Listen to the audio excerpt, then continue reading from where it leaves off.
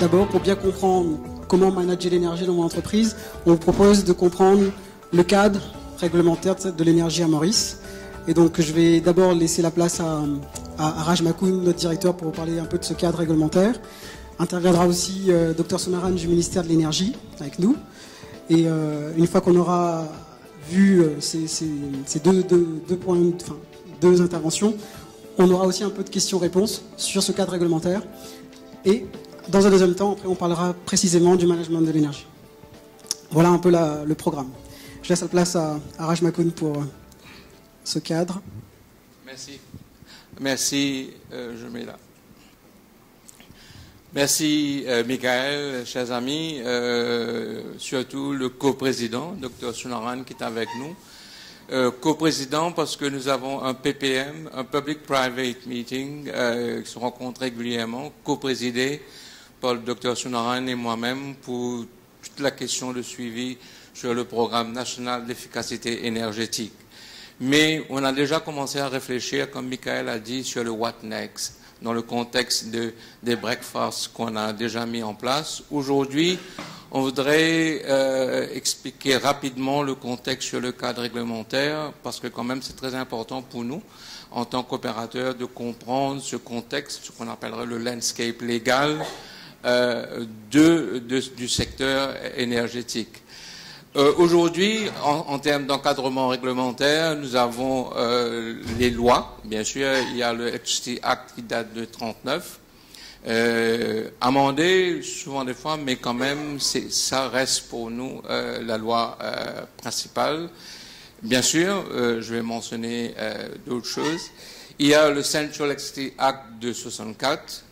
Le URA qui a été passé, proclamé et maintenant opérationnel, pas à 100%, mais déjà l'année dernière, en décembre ou novembre, je pense, la composition, le board a été mis en place et que maintenant il y a un travail qui se fait qui est extrêmement important. Pourquoi le Utility Regulatory Authority est extrêmement important? Parce que c'est l'autorité qui va vraiment être l'arbitre entre les opérateurs, les suppliers, mais dans un cadre policier. Alors, il y a aussi une loi qui a été passée, qui a été promulguée en 2005, qui n'a pas été proclamée. Probablement, Dr Sonaran va parler, le Electricity Act de 2005. Et nous pensons qu'aujourd'hui, nous avons les éléments pour pouvoir travailler là-dessus. Deuxième chose que je voudrais mentionner, le What Next, c'est qu'il y a aussi en termes des acteurs, des opérateurs dans le secteur. Nous avons bien sûr les IPP, les Independent Power Producers. Les discussions se passent souvent des fois entre l'acheteur, qui est CEB, et les producteurs, les IPP. Ça se passe en one-to-one basis et nous pensons qu'il serait vraiment important d'avoir le URA pour éventuellement jouer un rôle important. Nous avons aussi, bien sûr, des bids qui sont lancés au niveau des power plants, énergie renouvelable. Alors, juste un petit mot sur les IPP, parce que c'est un mélange de biomasse, de bagasse et de charbon. Aujourd'hui, c'est à peu près 17% en termes d'énergie renouvelable. Hein. Les IPP, total, c'est autour de 57%, je pense. La part biomasse, c'est 17%. Si on travaille sur les chiffres aujourd'hui potentiels sur les cane tops, on peut passer déjà 6-7% additionnels, de 17 à peu près 23-24%. Et le potentiel est assez important. Il y a un travail qui se fait au niveau d'un programme entre le ministère de l'Énergie, AFD, de travailler un peu entre Maurice et La Réunion, un peu d'échange d'expérience. Monsieur Sonaran est très impliqué, qui préside ce travail de partenariat. Alors, en ce qui concerne d'autres sources d'énergie renouvelable en termes les players de Maurice, les acteurs, il y a un petit programme SSDG, ça c'est vraiment au niveau des households. Mais ce qui nous intéresserait de plus près, c'est MSDG, le Medium Scale Distributed Generation. Ce scheme qui a été lancé quelque temps de cela, revu, allons dire que les conditions n'étaient pas réunies en termes de pour avoir de visibilité en ce qui concerne l'investisseur. De connection cost, il y avait un coût de connexion qui était d'un chiffre assez élevé après des discussions. C'est sur apparemment le website CEB que le prix aujourd'hui a été ramené à 120 roupies kilowatt crête. Ça, c'est une nouvelle qui va dans la bonne direction. Nous pensons que MSDG y a un potentiel et nous aurons l'occasion tout à l'heure d'entendre peut-être quelques expériences, quelques cas, sans être trop concrets, mais quand même, nous avons un opérateur, Thierry Ray, qui va parler un peu là-dessus. Alors, c'est important pour nous aussi de comprendre en ce qui concerne la topographie des producteurs dans le secteur. Et ça, c'est très important, qui émerge. Pour nous, l'économie, au niveau du business Mauritius, c'est un secteur qui émerge dans le nouveau modèle économique de Maurice. Alors, c'est pourquoi c'est important de comprendre aussi la topographie des players, des acteurs dans le secteur énergie renouvelable. Troisième point, je vais compléter, c'est sur PN2E, en termes d'efficacité énergétique. Vous êtes tous au courant, où on va compléter le programme de 88 DIT qu'on explique dans les différents breakfasts. C'est un programme qui a été fait conjointement avec le ministère de Public Utilities, Business Mauritius, AFD ou l'Union européenne, où il y avait quand même une subvention assez intéressante pour faire les audits après qu'on ait fait en amont une cartographie. Vous tous, vous avez entendu parler très bien, j'en suis sûr, de cette cartographie qui nous donne un peu de visibilité sur le potentiel de gain à peu près 1,2 milliard par année et en termes d'install capacity foregone autour de 40 mégawatts. Mais ce qui se passe là, c'est extrêmement intéressant qu'aujourd'hui, un travail qui se fait au niveau de l'IMO, qui se fait entre nous-mêmes et l'IMO en ce qui concerne dans la transition d'efficacité énergétique. C'était volontaire au niveau des entreprises. Il y a un travail qui se fait dans le cadre réglementaire où comment cette efficacité énergétique, s'il y a une visibilité pour faire ça mandatory, comment on va pouvoir le faire. Et il y a un comité des opérateurs avec l'équipe de l'IMO, c'est le Energy Efficiency Management Office, qui opère sous the Energy Efficiency Act. Et là aussi, nous pensons que le travail qui a été fait avant serait un composant important dans la mise en œuvre d'un cadre légal, si ça deviendrait, si l'efficacité énergétique deviendrait mandatory au niveau du privé. Il y a toute une transition à gérer. Alors, voilà un peu ce qu'on voudrait faire ressortir en ce qui concerne le cadre d'ordre juridique, réglementaire, opérateur, ce relationnel. Nous pensons que ça commence vraiment aujourd'hui à changer et que pour nous, en tant qu'opérateurs, si on arrive vraiment à avoir un URA opérationnel et efficace, serait vraiment les possibilités, le potentiel d'investissement dans ce secteur serait énorme. Je vous remercie. Et sans tarder, je passe la parole à mon ami, Dr Sunaran.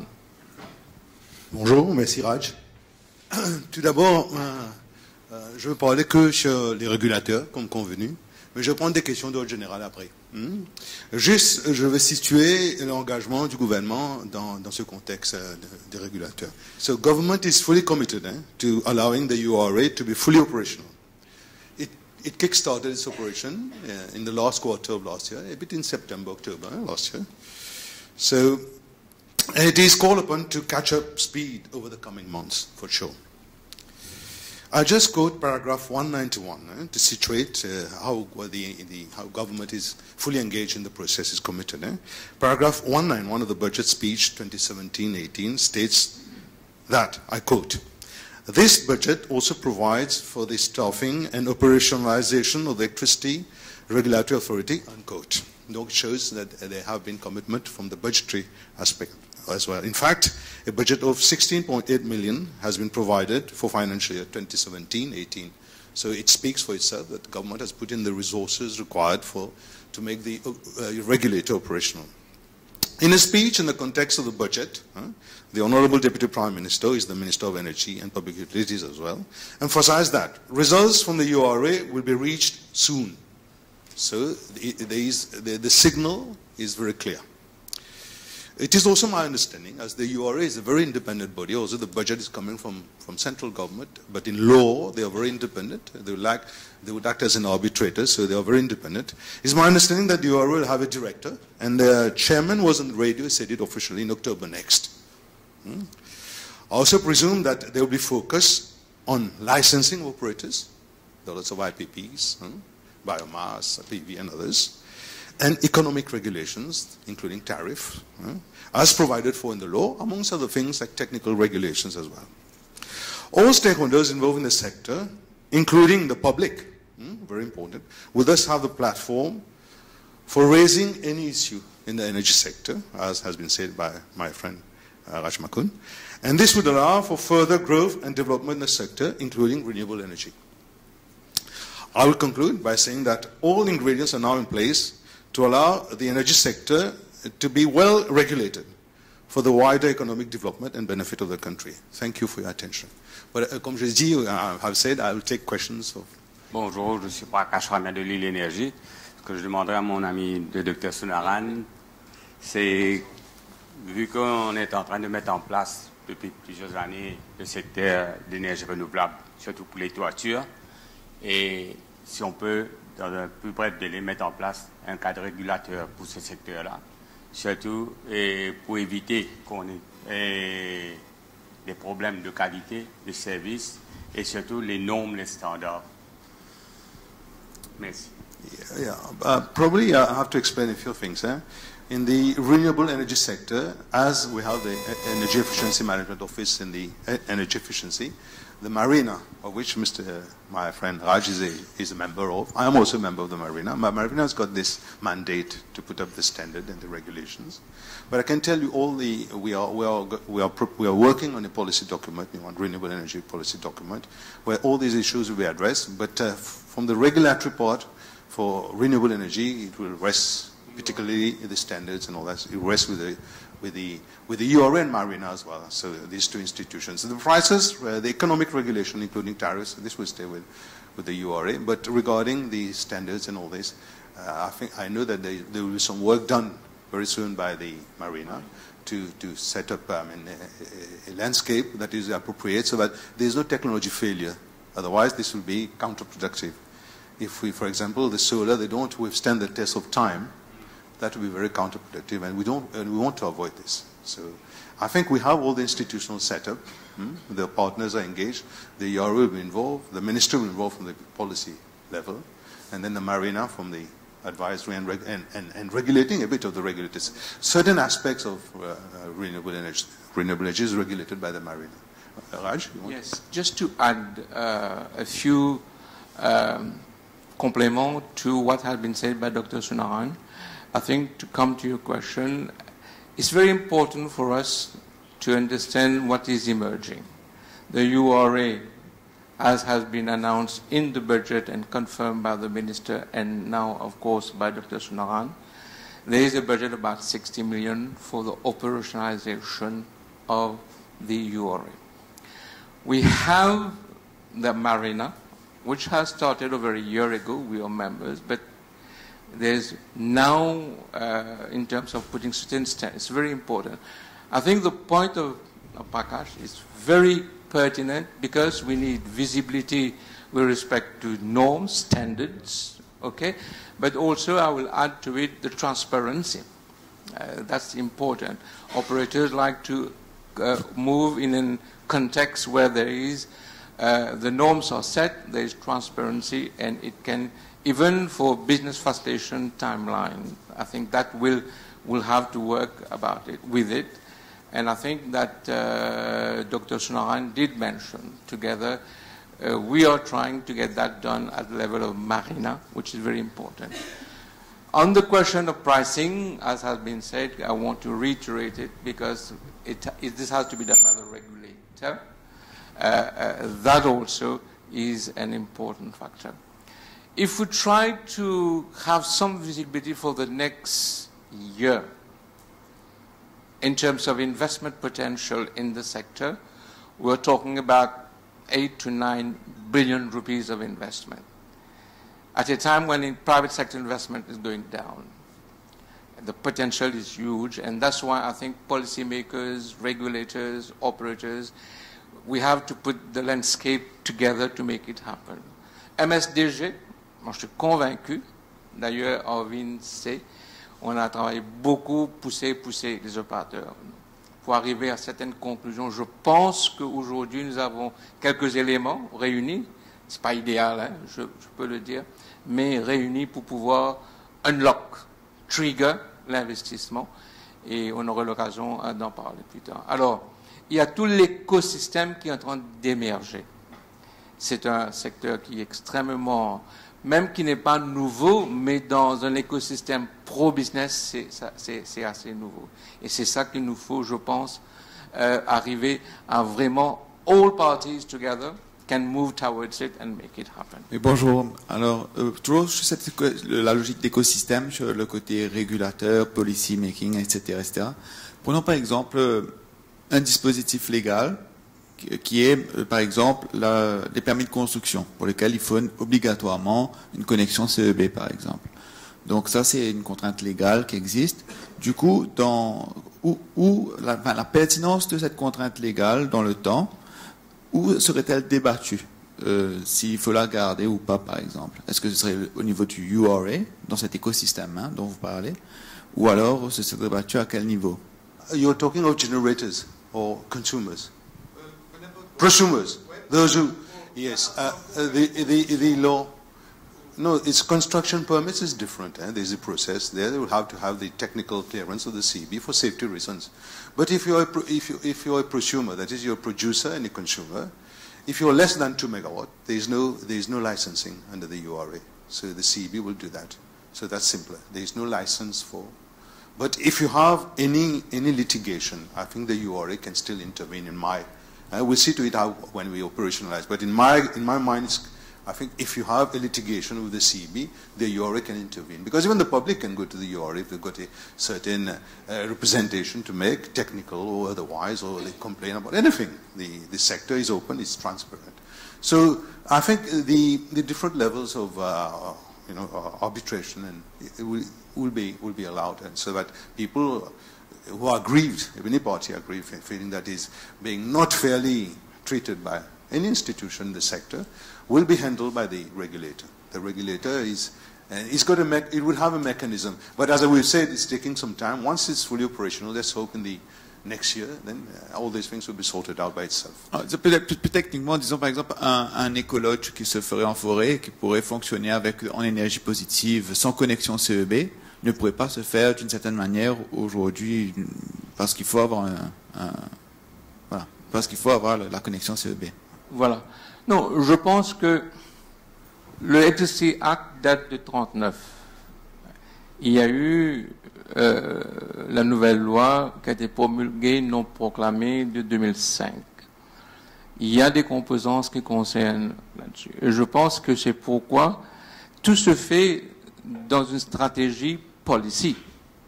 Alors, il y a de policy, qui est un peu la responsabilité du ministère. Il y a un cadre réglementaire en ce qui concerne opérationnalisation. Et là, il faut réconcilier les risques et la stratégie. Et je pense qu'aujourd'hui, le contexte a changé énormément comparé au contexte lorsque la loi Electricity Act de 1939 a été faite. C'est pourquoi I'm given to understand, je parle sous la correction de Arvin, que once le URA will be operational, le Electricity Act de 2005 va être proclamé. Et lorsque le Electricity Act de 2005 va être proclamé, là, il y aura quand même un changement de fond. Je parle sous ta correction. I can confirm this is the case. We've got the Electricity Act of 2005, and the latest thinking I have from the ministry is that once the URA is ready, you've got to promulgate that Electricity Act of 2005. We replace the previous Electricity Act of 1939, including the regulations. So all these, there will be a big change in landscape. I think the regulator is important. Regulator, you've got the URA Act, which sets the functions of the regulator. But the sectoral regulations are done in the sector acts. For example, for electricity with the Electricity Act. For the water, there will be need to have a Water Act because the regulator will regulate water as well, including sanitation eventually. So this is how it works. You know? So the Sector Act provides for the regulation of that sector. Not the URA Act. The URA is only setting up the regulator and its functions. But the regulator, the regulations of the sector are in the Sector Act, that is the Electricity Act, and eventually the Water Act. Pour peut-être une réponse concrète à Thierry, c'est qu'aujourd'hui, avec l'opérationnalisation du URA, la proclamation de l'Electricity Act de 2005 devient imminente. Avec ça, on change le contexte de 39. Et on travaille en amont pour comprendre ce landscape qui est en train d'émerger. Et c'est extrêmement important. Je m'introduis à Ken Yipton. C'est mon premier breakfast meeting. Merci de nous avoir, Raj. J'ai pas vraiment une question, mais plutôt un commentaire. Quand j'entends à Maurice un autre régulateur qui va venir, ça me fait peur. Alors, je ne vais pas dire que je vais donner des conseils. Quand on regarde les autres régulateurs qui fonctionnent à Maurice, je prends des exemples un peu pour mon domaine. Raj me connaît bien, ICTA, et là on entend beaucoup le GRA. Maintenant, il y a un autre régulateur qui va se mettre en place pour l'énergie. Alors, j'espère cette fois-ci ça va se faire correctement. Ça doit être un business enabler qu'un business disabler, comme la majorité d'autres régulateurs qui fonctionnent à Maurice. C'est plutôt des business disablers. Ça fait fuir des investisseurs. Ça, c'est mon commentaire, parce que là, nous, on a lancé, on a investi beaucoup, un peu, dans le domaine de energy management. On a installé un réseau IoT pour pouvoir connecter tous les sensors, soit dans l'eau, dans l'électricité, le soleil, etc., pour pouvoir mieux gérer nos business, nos affaires. Mais aujourd'hui, on a investi, on est licencié par l'ICTA, mais on a eu une réunion, il y a des experts qui ne sont pas mauriciens, qui travaillent, qui gagnent des gros salaires, qui ne comprennent pas la réalité mauricienne, et c'est foutu. Nous, on a investi, mais on ne peut pas faire rentrer des objets. Parce qu'il faut faire le régulateur approuver chaque objet.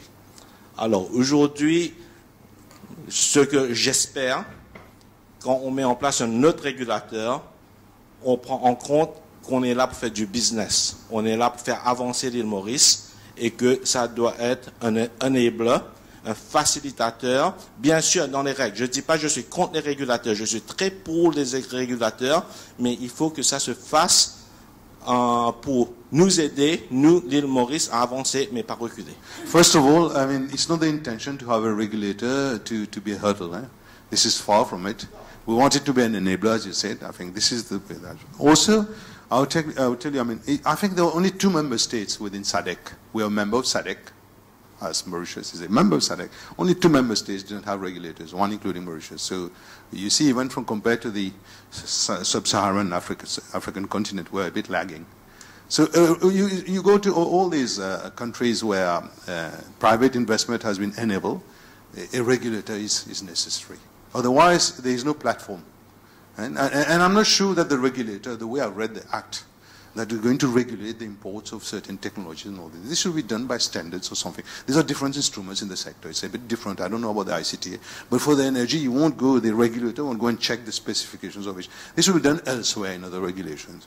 So the regulator is a necessary, and we have had lots of representation from the private sector to have this thing was lingering since 2005, and now that with the dialogue with the private sector, it was always our understanding that it's a wish of the private sector to have this regulator operational, as in other sectors and in other countries as well.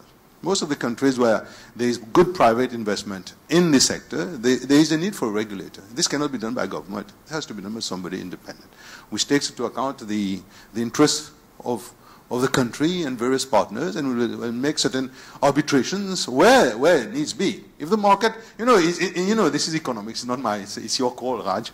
In a perfect market, you don't need a regulator. I won't go into theories. I'm ill-placed to talk about this, but it's an imperfect market, particularly in island states. So you need a regulator, I presume. Raj? Yeah. No, thank you. I think we totally agree. That we need, it can't be a no man's land. I think the point of Ken is very pertinent in the sense that the regulator, from what you said, I sense that we need the regulator. I don't think it is questionable, but in the implementation, it has to be extremely important and done in the right direction. And this is not very easy, especially for countries like ours. I'll just give you one example. In 2005, private sector could not invest in private universities. And there was a major change in 2005 when Tertiary Education Commission function was changed from being a funder of public universities to a regulator.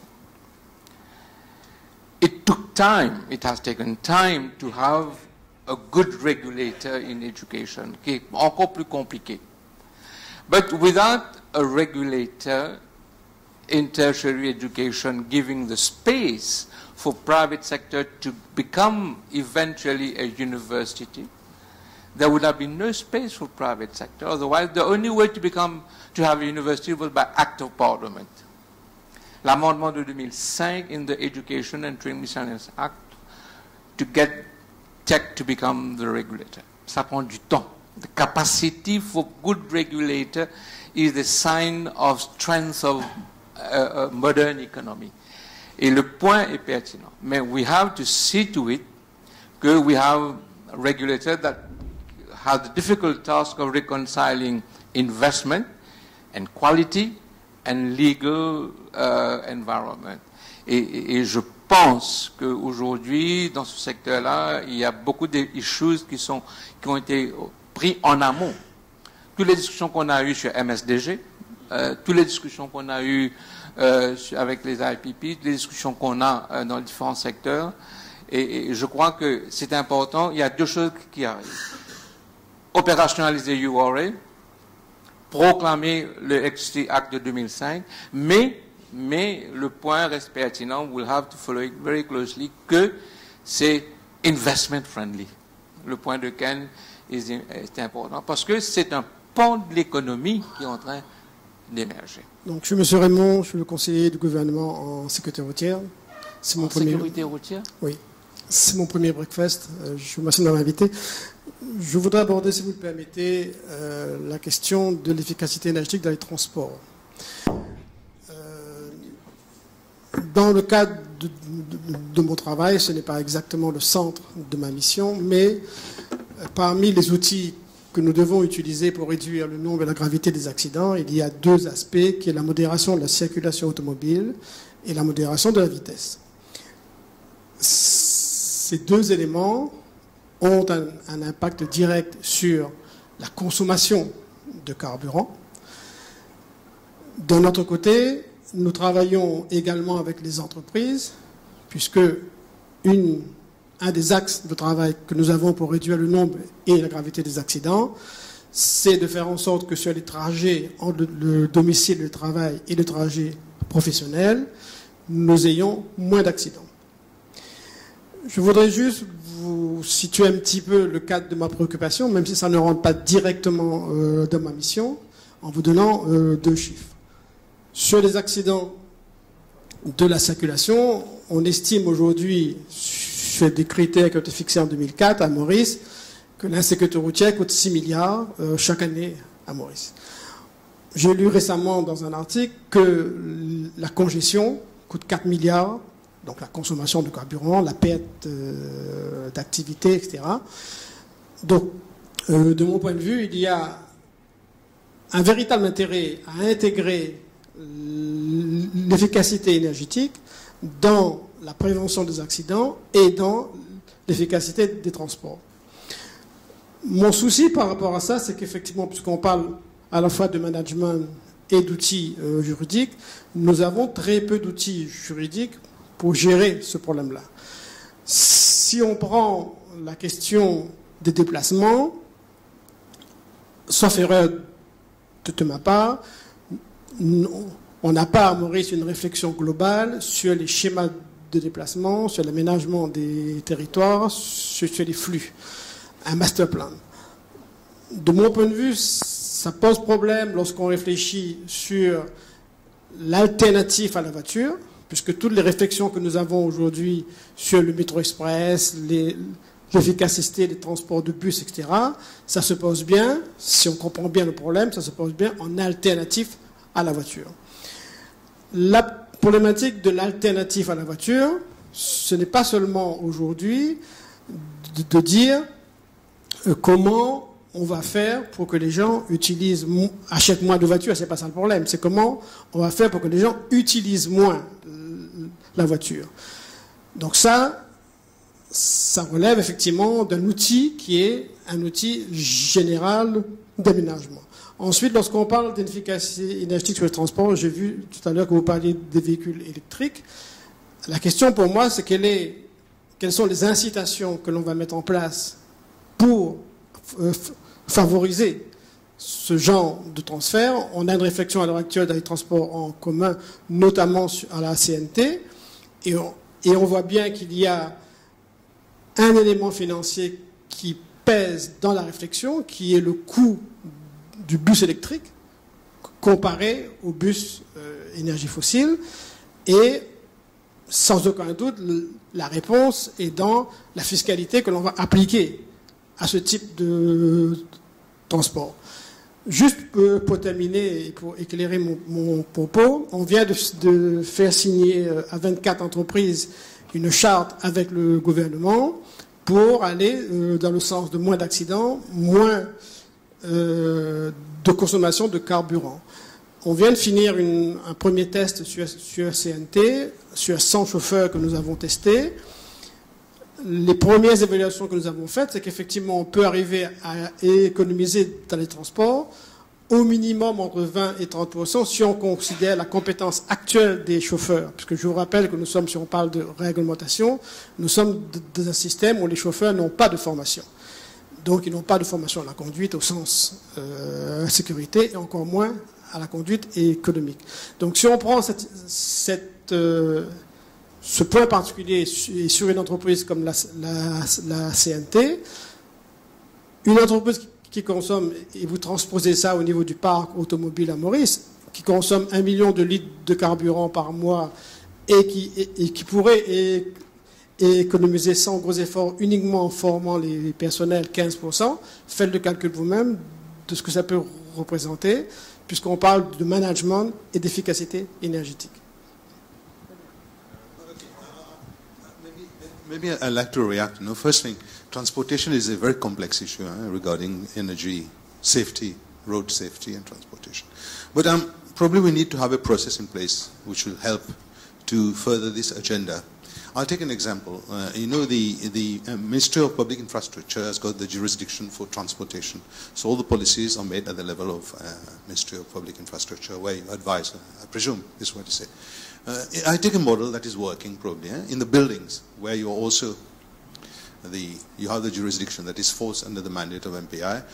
You are represented at the level of the EMO, and we are furthering this energy efficiency in buildings, because buildings falls under MPI, through your representative by having various programs, by getting lots of regulations in place, energy, but the implementation falls with MPI.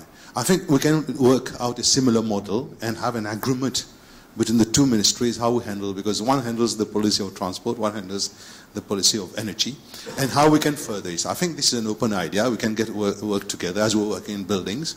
Yeah, I think I've forgotten the lady's name. There's a lady who represents the MPI, Mrs. Kandasamy. So you can have a talk to her, have a few words, say how it's working for buildings. We can develop a similar program, but the lead will have to be taken by you because of regulatory issues and you know, the jurisdiction, if I can use the term, issues. So I think it's an area, transport is much more complex to address than power. Power is easier, I can say.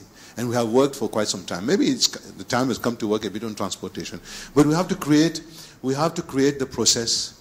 And I can see Mr. Sitol for VMO is present. He can confirm that we have been working a lot on buildings. We have developed the instruments for energy efficiency in buildings, but we have passed it on to you, the regulations and all this. We have developed together. We have got funding, worked in collaboration with the technician, but this has not happened, the transportation from the same ministry. So we have to create this process among ourselves. And why not? If there's agreement at the apex level, at the ministry's level head, it's beyond me. Then we can work out a mechanism for promoting the agenda. But we've started with buildings, we've started with industry, we've got started with tourism. So why not transportation, maybe the next step? I think we're open to this and we can develop a process for furthering this idea. I know EMO has been complaining about this, that we have to accelerate on transport. They have been requesting for this. But I think we have to get the process right so that it works within our system of how the ministries function. J'espère que je vous ai répondu. Merci. Alors, merci. Erwin, pour reprendre quelques propos dont vous avez mentionné, je pense qu'au niveau d'efficacité énergétique, au niveau du privé, dans notre réflexion, ce pont a été missing en termes de transport, efficacité énergétique. Et que des possibilités, je sais, il y a des tests dans une entreprise mauricienne dans le transport public qui est en train de travailler là-dessus. Mais en ce qui concerne cette idée de la formation qui peut emmener en termes d'efficacité, autour de 15%, ce serait extrêmement intéressant pour nous de réfléchir et peut-être à partir d'une petite cartographie en termes d'efficacité dans le transport à travers la formation qui est concrète.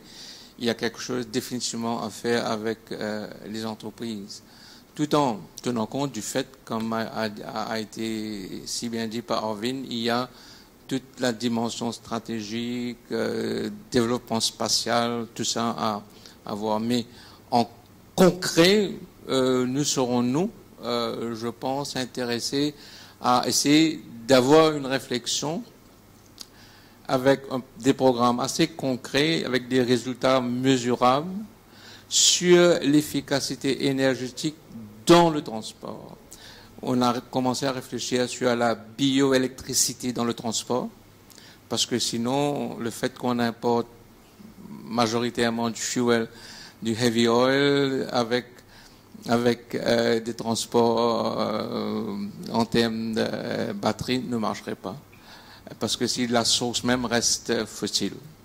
Par contre, s'il y a toute une stratégie circulaire où il y a l'énergie renouvelable stockée correctement et puis peut être optimisée l'électricité bio, là il y a quelque chose à réfléchir. Ça aussi c'est un autre point que nous sommes en train de réfléchir. Par contre, pour vous, en termes de double advantage en termes d'accidents et de réduction en ce qui concerne efficacité énergétique dans le transport, s'il y a définitivement quelque chose pour nous de réfléchir ensemble. OK? Je pense que c'était la dernière question sur cette partie. On est dans une contrainte de temps, mais oui. Les informations, d'autres questions, commentaires que vous aurez, vous pouvez toujours nous les partager, nous écrire, on peut toujours prendre des rendez-vous. Moi, je donne juste une petite précision, peut-être pour les non-initiés, quand on parlait de MSDG, donc chez vous, dans vos industries, hôtels, etc., d'installer des installations photovoltaïques pour produire de l'électricité. Quand Raj parlait de prix, il disait qu'on est passé de 212 roupies par kilowatt crête à 120 roupies par kilowatt crête, c'est pas un prix de rachat, hein, c'est un prix c'est un coût que vous devez payer tous les mois à la CEB pour avoir installé une différence. Hein. C'est pas le rachat de l'énergie. Hein. C'est pas ça. Vous installez, vous consommez, vous produisez, pardon, vous consommez, et voilà. Et donc il y a une contribution, une contribution fee qui est prélevée. Donc cette contribution, si vous allez sur le site web de la CEB, moi j'ai été hier soir, c'est là que je l'ai vu, donc 212 roupies passées à 120 roupies, c'est en news sur la page d'accueil. Et vous verrez aussi un communiqué qui dit que le MSDG Scheme 1 est clôturé. Donc bien que ça a été abaissé, vous ne pouvez plus non plus... dans le pipe, il y a déjà suffisamment de dossiers d'application. Si vous n'êtes pas dedans, ben, tant pis. Ou pour plus tard, quand il y aura un nouveau scheme qui va être ouvert.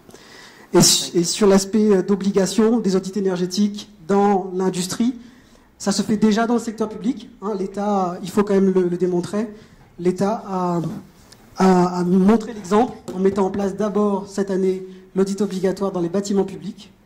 Donc il y a une vingtaine d'audits qui se font. Et donc après viendra la partie audit dans le secteur privé, mais en concertation avec nous. Voilà. Il y a plus de précisions, n'hésitez pas à nous demander. Hein. Je vais passer directement à la partie plus management de l'énergie. Pour ceux qui sont vraiment là-bas, n'hésitez pas à venir.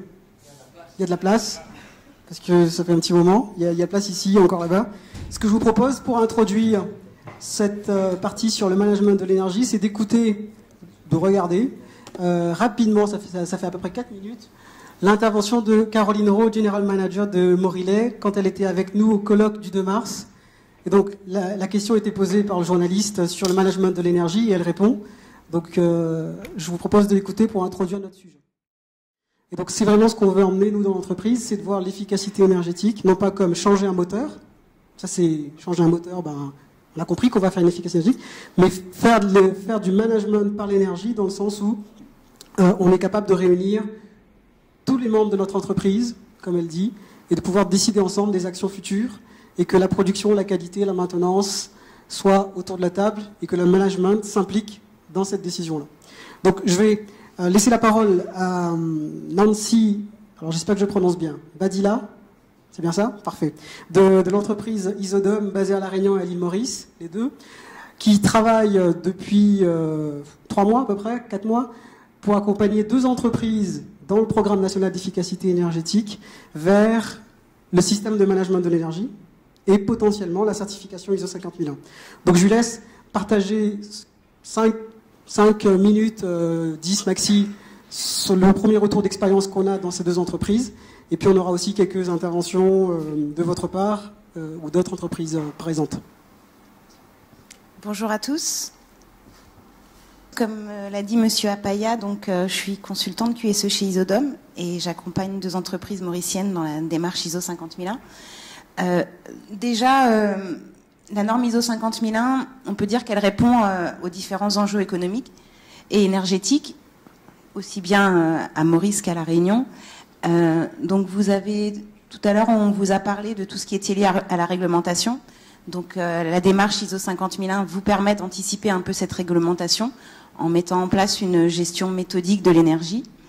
Mais également, elle s'inscrit complètement dans une démarche de développement durable. Vous voyez, en fait, on a les 3 piliers. Une ISO 50001 vous permet en fait d'agir sur les aspects écologiques, donc de réduire vos consommations d'énergie, mais également de réduire vos émissions de gaz à effet de serre. Si vous réduisez vos consommations d'énergie, du coup, vous économisez de l'argent, vous assurez une meilleure rentabilité pour votre entreprise. Vous pouvez également optimiser votre plan de financement et renforcer votre compétitivité. Et enfin, c'est un projet qui doit être porté par l'ensemble des salariés. Et donc, c'est un projet qui peut être fédérateur au niveau de votre entreprise sur les aspects sociaux. L'ISO 50001, c'est une démarche qui est assez récente. Donc, au départ, c'était en Suède et en Irlande, en 2003-2005, où les premières démarches ont été lancées. Ça s'appelait pas encore ISO 50001. Puis en 2008, donc il y a un comité qui a été créé pour mener des réflexions sur toute cette méthodologie. En 2009, il y a une norme européenne qui est parue donc sur les systèmes de management de l'énergie. Et enfin, la norme ISO 50001 est parue en 2011. C'est une norme assez récente si on compare par rapport à d'autres normes que vous pouvez connaître, comme l'ISO 9001 ou l'ISO 14001. Ou si on prend donc l'ISO 9001, la première version date de 94, puis 2000-2008. Et si on prend l'ISO 14001, la première version date de 2004. Donc on voit que voilà, c'est un référentiel qui est assez récent. Donc l'ISO 14001, un petit peu comme les autres normes ISO 9001, 14001 par exemple, elle est basée sur une démarche d'amélioration continue où vous retrouvez en fait le PDCA, donc la route Deming, où donc là on va retrouver un petit peu l'ensemble des exigences qui sont demandées par le référentiel. Donc dans un premier temps, il va falloir commencer par prévoir, planifier, donc au travers d'une politique énergétique, d'une revue énergétique, à partir de laquelle vous allez pouvoir définir des objectifs et un programme. Ensuite, donc, il y a la partie réalisation, où là, vous allez déployer le plan d'action, mettre en face les moyens humains et les ressources techniques, au travers d'une maîtrise opérationnelle. Ensuite, donc, il y a la partie contrôler, vérifier, où là, ça va se faire par le biais d'audits internes, de définition et de suivi d'indicateurs, de mesures et d'actions correctives et préventives que vous allez pouvoir mettre en place. Et enfin, donc, la partie analyse, amélioration, où là, au travers d'une revue de management, vous allez pouvoir en fait passer un petit peu en revue l'ensemble de votre système pour identifier les pistes d'amélioration. Donc nous, en termes de méthodologie, donc pour accompagner les entreprises sur cette démarche, donc on a comme données d'entrée, donc au sein de l'entreprise, donc le contexte, la stratégie de l'entreprise, les audits énergétiques, notamment dans le cadre du PN2E, on s'appuie sur les audits qui ont déjà été réalisés, et également sur une analyse réglementaire. Ensuite, donc, de la même manière que pour la norme ISO 50001, nous aussi, on applique le PDCA, où dans la première phase, donc la planification, avec la revue énergétique, du coup, on va pouvoir définir des objectifs et planifier les actions pendant toute la durée du projet. Des actions qui porteront sur la maîtrise des consommations énergétiques, sur la mise en conformité d'un point de vue réglementaire, et enfin donc sur des actions d'amélioration. Ensuite, donc il y a toute la phase de conception et de mise en œuvre du SME, où là donc on travaille avec les équipes et on s'appuie sur les systèmes de management qui existent déjà dans les entreprises. L'idée, c'est vraiment pas de faire quelque chose à côté, mais de faire quelque chose qui est complètement intégré au fonctionnement de l'entreprise. Et ensuite, donc, on prévoit donc des revues d'avancement, projets, pour identifier un petit peu, faire un état d'avancement, notamment à la direction, et puis pouvoir identifier les éventuels points bloquants qu'il pourrait y avoir.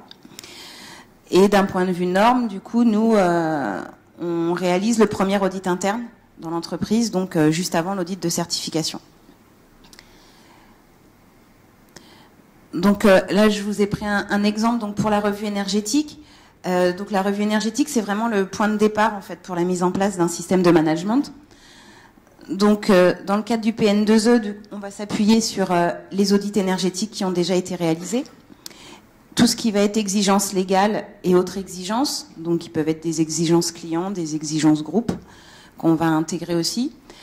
À partir de là, en fait, on va identifier les différents usages et les consommations énergétiques. Par une méthode de hiérarchisation, et en fait on va évaluer les différents usages pour essayer d'identifier ceux qui vont être les plus significatifs, pour que du coup l'entreprise sache en fait vers quelles actions elle va se tourner pour essayer de mieux maîtriser sa consommation énergétique. À partir de ces usages énergétiques significatifs, du coup on va pouvoir définir des objectifs, des cibles, définir un programme de maîtrise de l'énergie. On identifie également une consommation de référence pour pouvoir en fait comparer d'une année sur l'autre et mesurer la performance énergétique. Donc cette étape de planification nous permet de préparer tout ce qui va être la mise en œuvre. Et ensuite, donc, notre retour d'expérience sur ce type de projet, c'est qu'il est important en fait d'avoir l'adhésion de l'ensemble des acteurs pour que le projet fonctionne. Donc nous, dès le départ, en fait, on voit avec l'entreprise pour qu'un comité de pilotage soit constitué. Et la première réunion, c'est de sensibiliser déjà le comité de pilotage sur l'ISO 50001, les enjeux énergétiques. Et ensuite, on propose du coup un pilotage adapté à l'entreprise pour que du coup on puisse la suivre et l'aider tout au long de la mise en place du système, notamment au travers des sensibilisations du personnel.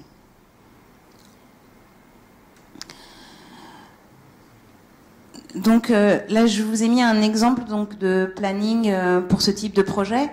Donc nous, on préconise environ 8 mois pour mettre en place un système de management. Donc au départ, il y a une analyse de l'existant qui est faite. Dans cette analyse de l'existant, donc c'est là où on va recueillir l'ensemble des audits qui ont pu être réalisés. Et nous, en parallèle, on évalue également la maturité de l'entreprise, c'est-à-dire par rapport à son système de management qu'elle a en place, quel est le gap par rapport aux exigences de l'ISO 50001. Et du coup, l'idée après, c'est de fournir à l'entreprise en fait un état d'avancement du taux de couverture des exigences ISO 50001. Une fois qu'on a fait cette analyse de l'existant, là on passe à tout ce qui va être planification, conception et mise en œuvre du système de management de l'énergie. Alors vous voyez que j'ai également rajouté SMI, parce que du coup pour toutes les entreprises qui seraient déjà certifiées, nous on vient en fait rajouter le volet énergie sur un système de management existant. Justement pour que, comme le disait Monsieur Apaya, l'idée c'est de mieux maîtriser son efficacité énergétique tout en produisant des produits de qualité. Donc voilà, on essaye d'intégrer au maximum. Et enfin, donc, on est plusieurs consultantes chez Isodom, et donc du coup, il y a un autre membre de l'équipe qui n'a pas participé au projet, qui vient pour faire l'audit interne, le premier audit interne dans l'entreprise, et préparer l'entreprise à l'audit de certification.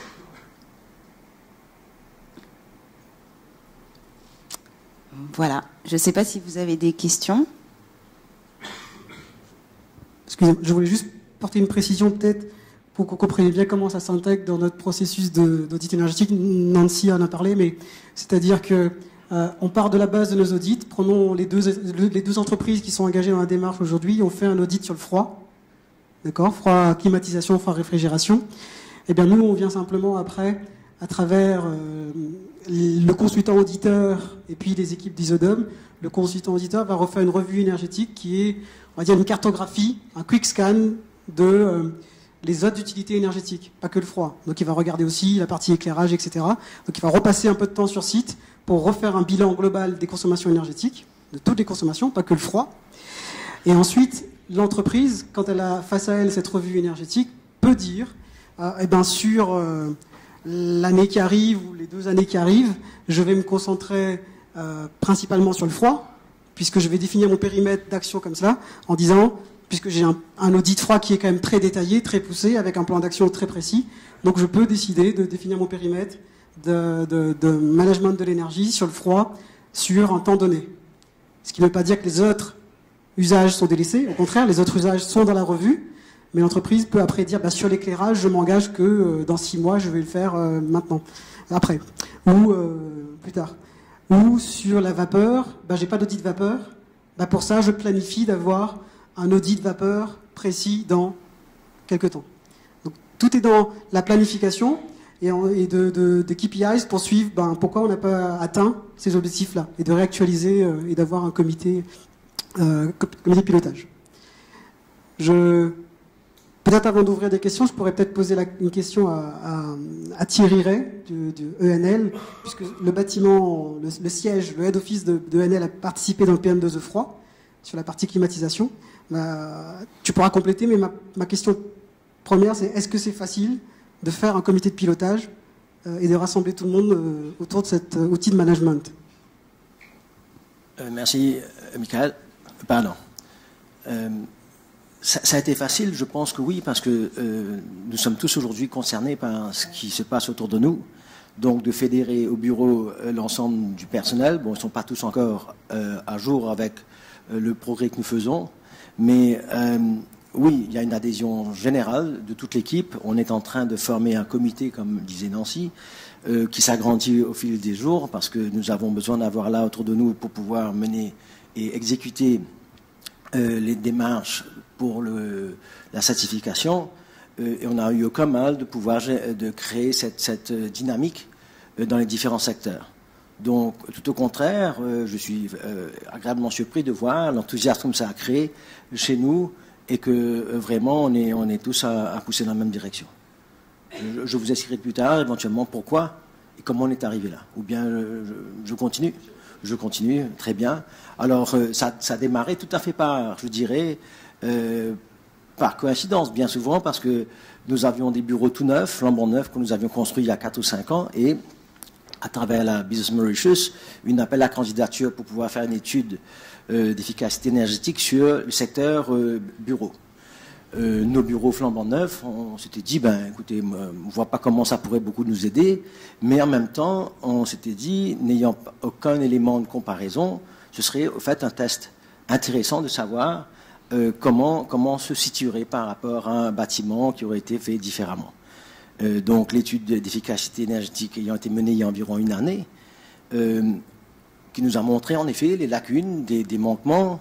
On a eu un très bon rating, ceci dit, mais n'empêche qu'il y avait là des room for improvement, comme on dit. Et la réflexion que ça a amené, au fait, c'est que nous avons un parc bureautique assez important, que ce soit au niveau des bureaux, que ce soit au niveau des centres commerciaux, et on en construit de nouveau chaque année. Donc, au fait, comme tu disais tout à l'heure, Michael, l'idée n'est pas simplement d'obtenir une certification pour nos bureaux ou améliorer le système froid, etc. C'est surtout de pouvoir maintenant apprendre de ce qui n'a pas été fait.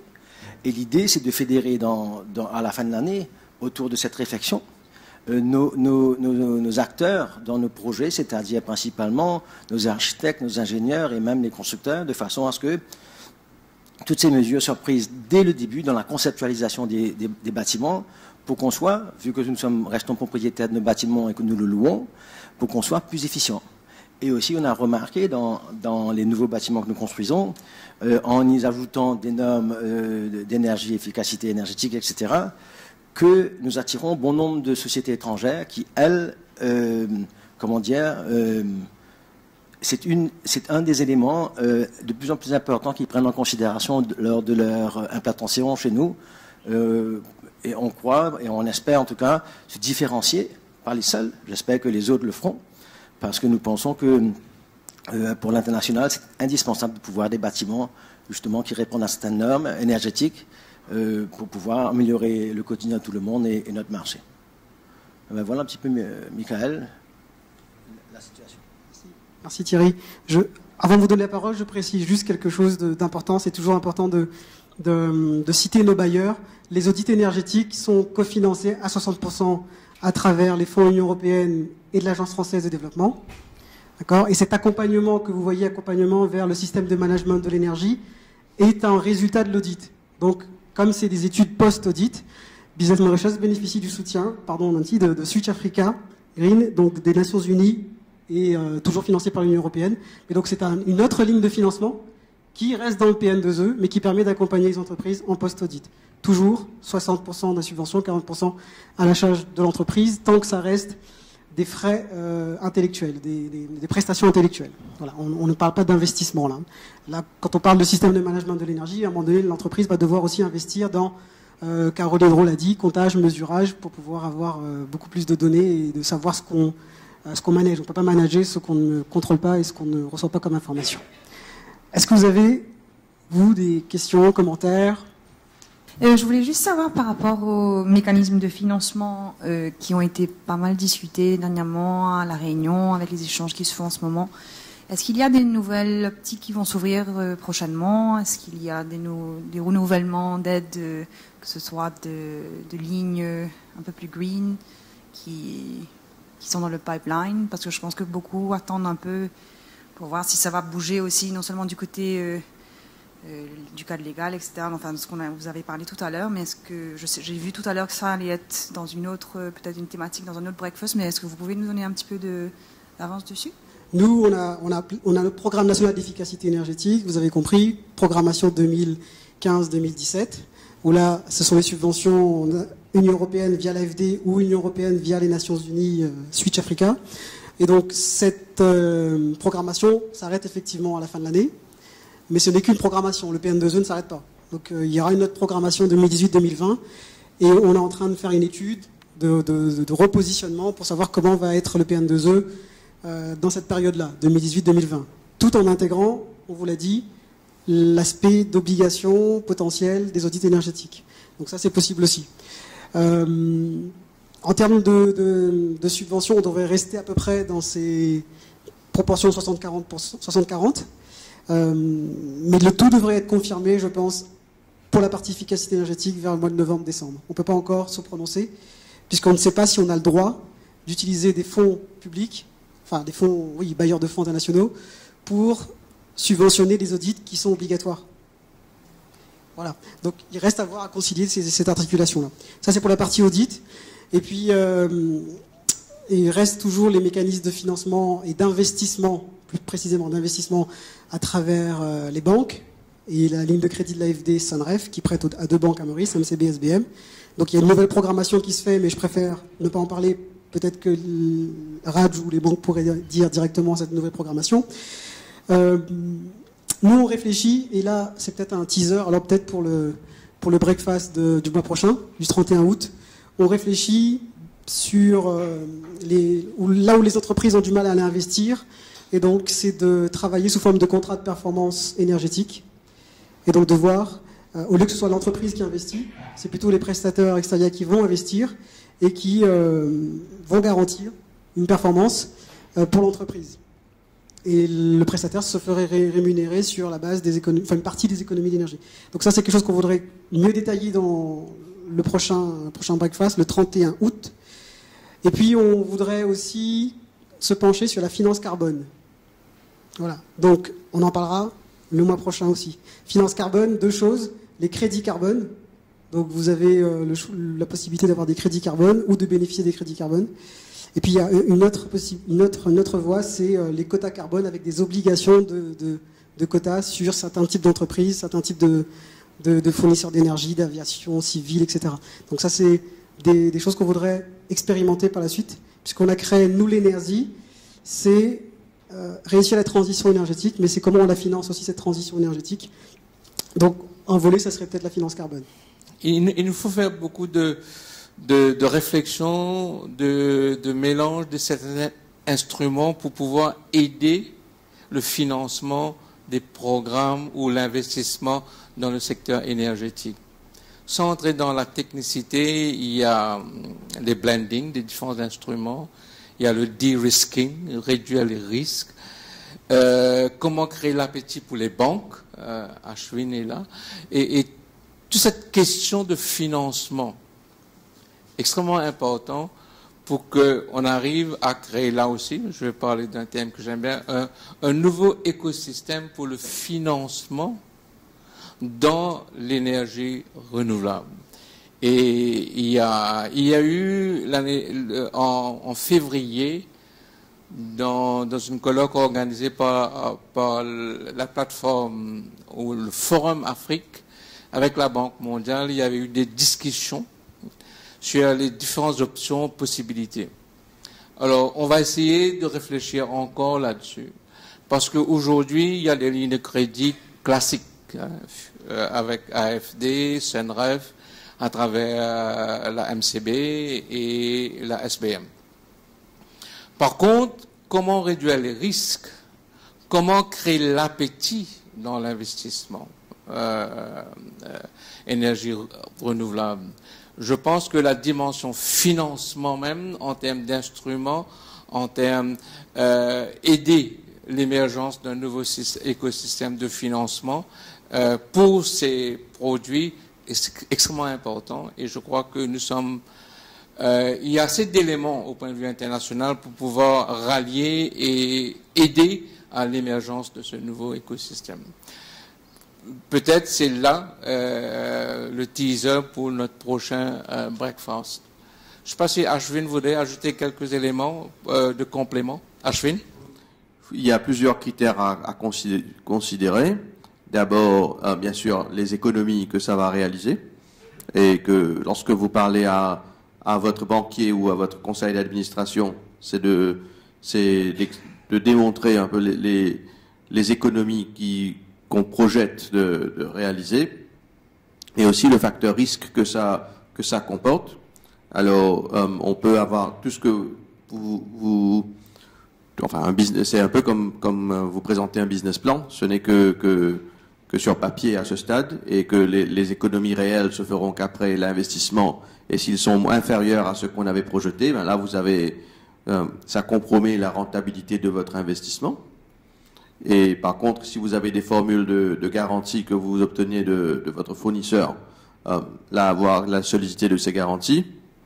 Mais sinon, aussi, vous avez la dette classique, à ne pas trop ignorer le financement classique qui est toujours aujourd'hui très, très présent dans le contexte mauricien. C'est-à-dire, je veux dire, dette ou leasing. Et là, bien évidemment, c'est d'abord c'est aussi autant la solidité du bilan.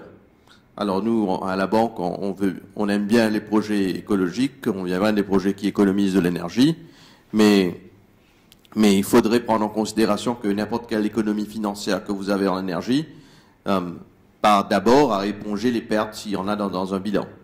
Alors, et que la dette ne serait remboursée qu'après, s'il y a de l'argent qui reste toujours dans la trésorerie. Donc, la solidité financière de l'entreprise devient quand même un critère important. Voilà, merci. Merci. Mais on garde le meilleur pour le 31. Donc, 31 août, on travaille déjà dessus, il y aura des interventions. On pense même, et là je m'aventure, j'avance, on dit on avance sans filet, donc peut-être que je pourrais tomber, mais on essaie de travailler, discuter avec la Bourse de Maurice, notamment pour les entreprises qui sont sur le Sustainability Index, et donc de voir qu'est-ce qu'on pourrait trouver pour eux par rapport à la Bourse de Maurice. Mais venez le 31 août, vous comprendrez un peu mieux. Contrat de performance énergétique, finance carbone, les aspects avec la Bourse de Maurice. Il y avait une question ? Je voulais savoir si vous aviez déjà pu dégager quelques chiffres clés de la mise en place de management de l'énergie au sein de plusieurs entreprises. Maintenant que vous avez quand même... Cette question s'adresse aussi à Isodome, que vous avez quand même une expérience concrète sur Maurice. Est-ce que vous avez pu dégager quelques chiffres clés intéressants qui pourraient motiver et les banquiers et les entreprises qui souhaitent intégrer un programme de management de l'énergie? Est-ce qu'on a déjà un premier retour d'expérience? Parce qu'ils ont commencé il y a 3 mois. Je ne sais pas si... Non. Et je pense que même moi, si je connais un peu les chiffres, je préfère pas les dire là comme ça. On espère qu'ils arriveraient vers la certification à la fin de l'année. Un chiffre, ça serait dire qu'il n'y a aucune entreprise à Maurice qui est certifiée ISO 50001. Donc ce seraient les premières, les 2 premières. Voilà.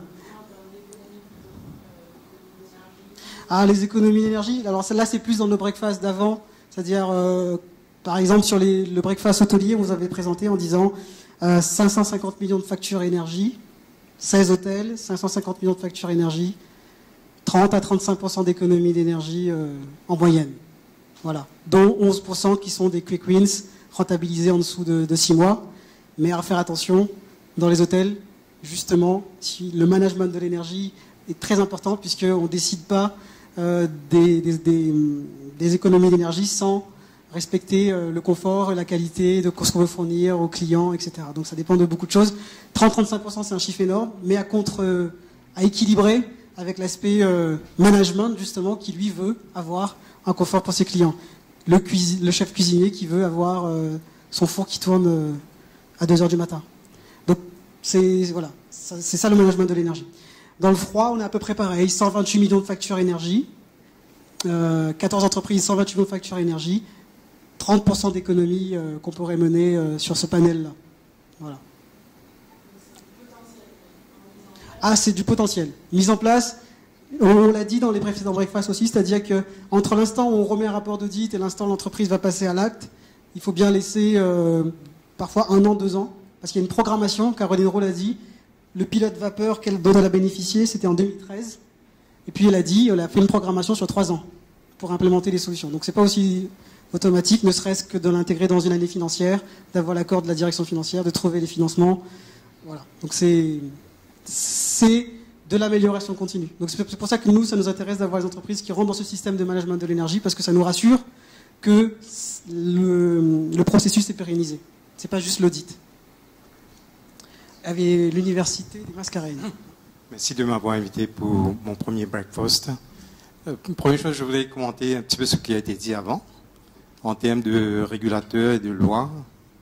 Et je me présente d'abord, je suis Dinesh Somana, directeur général de l'Université de Mascareignes et presque 30 ans comme chercheur à l'île Maurice. Donc, les lois sont écrites par les humains. Les humains ne sont pas parfaits. Donc, n'importe quelle loi, il y aura toujours des imperfections, il y aura toujours des jurisprudences. Je pense que la plus importante, c'est la formation. Alors, jusqu'à l'heure, j'ai rien entendu sur la formation. Il y a 2 écoles. Premièrement, il faut une culture d'énergie. La culture d'énergie au niveau national, qui ne se fait pas seulement à travers les bâtiments, mais on doit le voir holistiquement. Il y a une 30aine de projets au niveau énergie, donc il faudrait avoir une synergie entre ces différents projets en énergie. Je prends l'exemple, là, jusqu'à l'heure, ce que j'ai entendu, je voulais savoir de Nancy, dans votre groupe, quelles sont les formations que vous avez. Il y a 2 écoles de pensée. Une école de pensée dans les pays africains francophones que je connais, qui importe la haute technologie, sans se soucier de la formation au niveau technicien, ingénieur et chercheur. Et je pense que c'est la mauvaise façon de faire. Donc je veux savoir si au niveau intrinsèque, au niveau de chaque industrie, il y a quelque chose qui se fait en termes de formation, quel type de formation on a besoin. Et ce que je comprends bien, Nancy, votre groupe, c'est de la Réunion.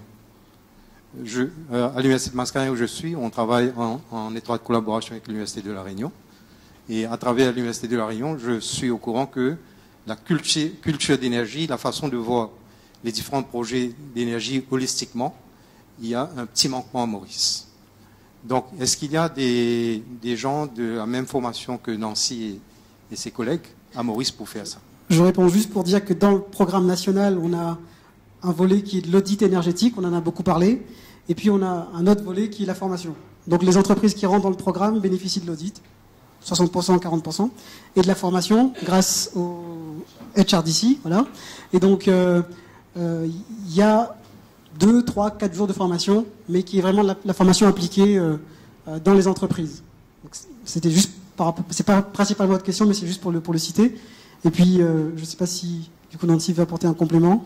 Nous, en termes de formation, donc on fait de la formation donc sur le référentiel ISO 50001. Et du coup, on travaille également avec l'Université de la Réunion. On intervient à l'IUT, où du coup, on fait des cours sur l'ISO 50001. Et après, nous, on fait également de la formation sur tout ce qui est de la réglementation, mais du coup, la réglementation française. Pareil auprès d'étudiants et également auprès des entreprises. D'accord. Je précise juste que c'est Isodome Réunion, Isodome Maurice, hein, c'est des 2 côtés. Peut-être un complément par rapport à la formation. Il y a une volonté dans le PM2E de désigner un Energy Officer dans les entreprises. Et on l'appelle comme ça, Energy Officer volontairement, ou un référent énergie en français. Mais l'idée quand même, c'est d'arriver de plus en plus à avoir des Energy Managers. Caroline Roll a exprimé une fonction dans l'entreprise. Et donc, ces Energy Managers, il faudrait effectivement arriver à les former davantage et à potentiellement les certifier comme Energy Manager.